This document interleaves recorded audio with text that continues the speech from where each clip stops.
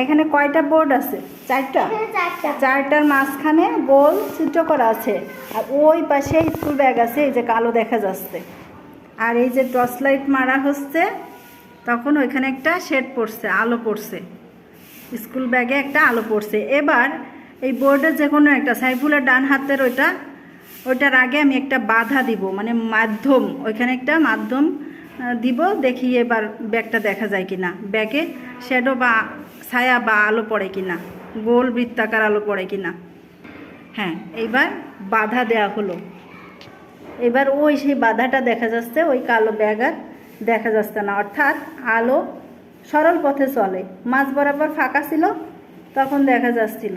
এখন আর কালো ব্যাগটাকে এই ছিদ্র দিয়ে দেখা যাচ্ছে না, আর ওখানেও আর শ্যাডো বা আলো পড়ছে না। এটা হচ্ছে আলো সরল পথে চলে তার একটা প্রমাণ। এই পরীক্ষা থেকে কি বোঝা গেল? যে আলো সরল পথে চলে। যখনই এই বোর্ডগুলো একই বরাবরের ছিদ্র, বৈশাখী হাত উঁচু করো, তখন দেখা যাচ্ছে যে একই বরাবরে ওই কালো দেখা যাচ্ছে ভিতর থেকে, আর এই লাইটের আলো ওই ব্যাগে পড়ছে। আর যখনই একটা বাধা দেওয়া হচ্ছে, তখনই আলো আর ওই কালো ব্যাগ পর্যন্ত পৌঁছাচ্ছে না। গোল আলোটা, এই যে গোল আলো, এটা আর ব্যাগ পর্যন্ত পৌঁছাচ্ছে না। অর্থাৎ ভিতরে কোনো মাধ্যম বা বাধা থাকলে আলো তখন আর চলতে পারে না। এটাই হচ্ছে আলো সরল পথে চলার একটা পরীক্ষা। বুঝতে পারছো?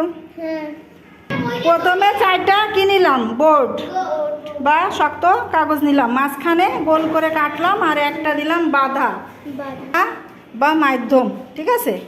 যখন এই মাধ্যমটা না দিয়েছি, এই চারটা পরপর দিয়েছি, তখন ওই কালো দেখা গেছে, তাই না? টর্চ লাইট মারলে সরাসরি চলে গেছে।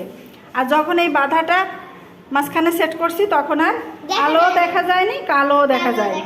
অর্থাৎ আলো সরল পথে চলে। এইগুলোই সাজিয়ে লিখবা। বোর্ড করলাম, বোর্ডে ছিদ্র করলাম, কালো একটা কাপড় দিলাম, টর্চ লাইট মারলাম, তারপরে মাঝখানে বাধা সেট করলে আলো আর সরল পথে